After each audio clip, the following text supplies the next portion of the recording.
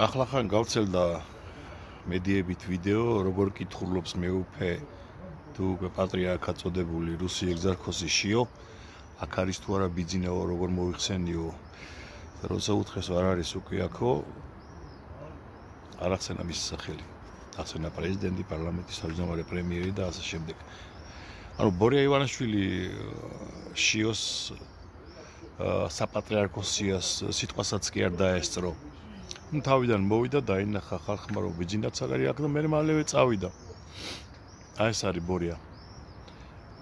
მისთვის პატრიარქი არ არსებობს, მისთვის არსებობს ვიღაც შიო, მისი ხელის ბიჭი, რომლის საპატრიარქო სიტყვასაც შეუძლია აღარ დაესწროს, იმიტომ ეხლა უნდა ეხლა ტაძარში დგომა, წარმოიდგინეთ ბიძინა და ტაძარი.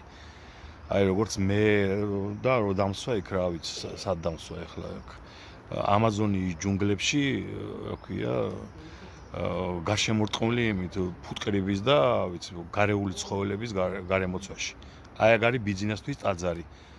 კაცი არის ურწმუნო, მატერიალისტი და სატანისტი, ხეებს ეხუტება.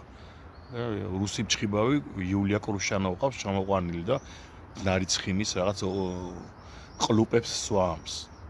მარადიული ახალგაზრდობისთვის, მაგრამ აშკარად დაშველის.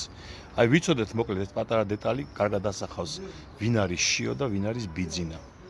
და რა უბედურებაშია ჩვენი ერი და ბერი.